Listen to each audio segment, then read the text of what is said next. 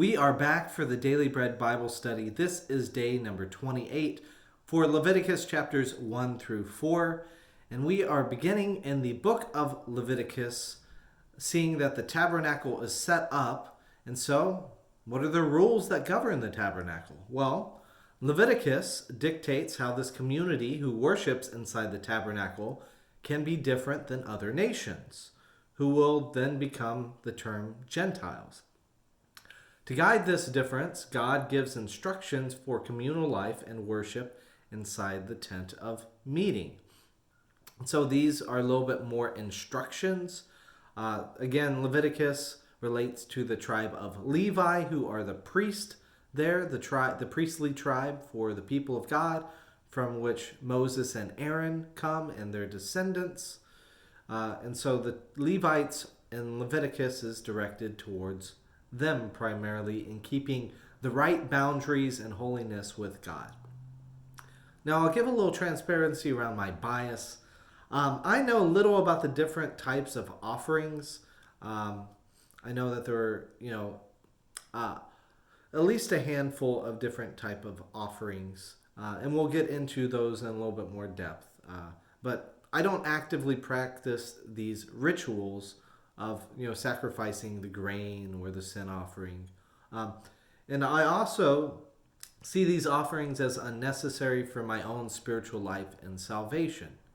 Now, we are called to make sacrifices to God, sacrifices of time, of our willingness to listen to other people, from our spirit, from our heart, to be sincere and honest and genuine in our faith. And at the same time, too, I don't connect that as much with giving stuff.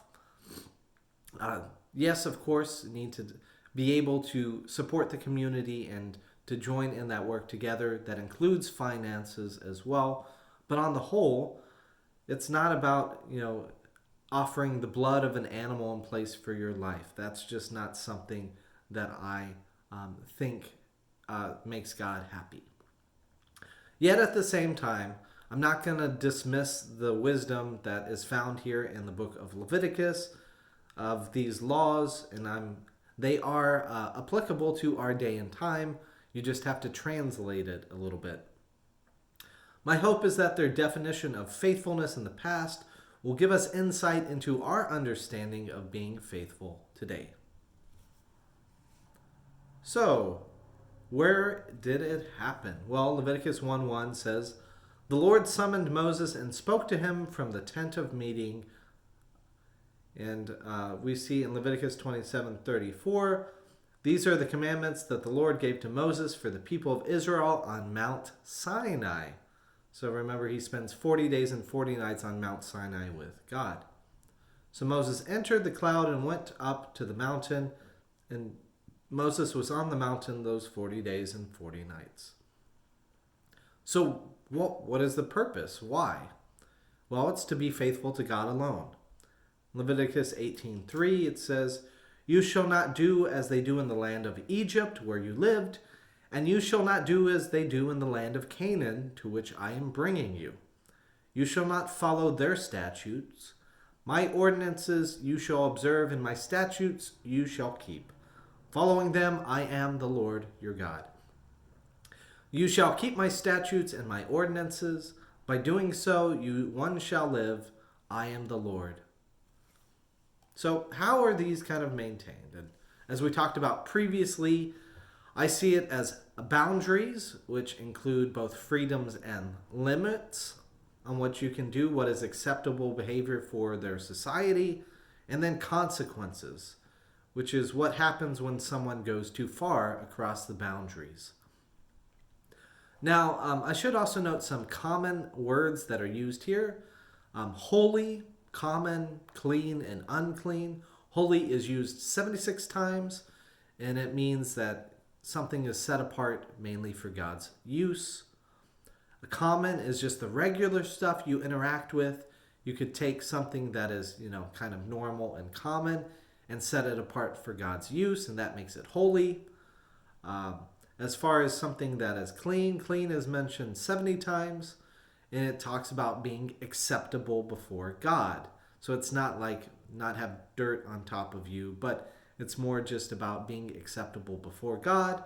And then unclean, which is 132 times used, is what is unacceptable before God.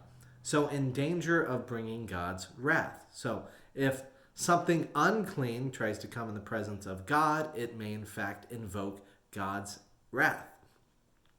Mind you, this is the mentality of the Old Testament. This is the mentality of the writers of the book of Leviticus. So this is all the boundaries that they create.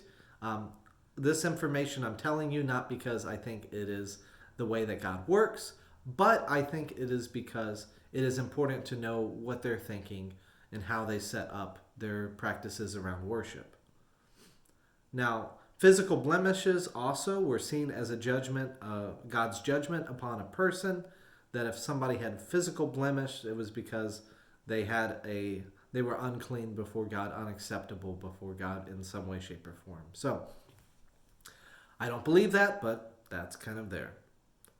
So Leviticus 1 through 4, the types of offering are discussed. As we mentioned, the burnt offering. And so it says that for the burnt offering, there should be no blemish, a voluntary will before the Lord, the hand on the head to make atonement for the animal, the blood sprinkled on the altar, all parts burned, pleasing with a smell pleasing to the Lord, and the offering of Abel that was loved by the Lord in Genesis 4. In Genesis 4, we also see in verse 4, and Abel for his part brought of the first flock in their fat portions. And the Lord had regard for Abel and his offering, but for Cain and his offering he had no regard. So Cain was very angry, and his countenance fell. Moving on to the grain offering, there is no leaven or honey to be burnt with a land flowing of milk and honey, and to be seasoned with salt. For the offering of well-being or the offering of peace, neither fat nor blood was commanded to be used. Then the sin offering is detailed that unintentional sins of an individual or a priest who sins and brings guilt upon their people. This sin offering would require killing a bull. The fat and blood would be burnt up, sprinkled the blood 7 times. There would be blood on the horns of the altar, blood on the altar of incense as a reconsecration of the altar, maybe. The fatty parts would be burned inside the tabernacle. I see no note of it being washed. The skin and the flesh would be burned outside of the tabernacle. For unintentional sins of the whole congregation, you'd kill a young bull. The elders would lay their hands upon the bull, as the bull would be the atonement, the one who takes the place of their symbolic sin, and receives the blood of the bull for their blood, and then it shall be given for them. Now, it should be noted that all of these are for unintentional sins. The consequence of intentional sins, they are retained, and essentially you would be cut off from the community for intentional sins against the community. So, welcome to the book of Leviticus. We will discuss more about that book next time.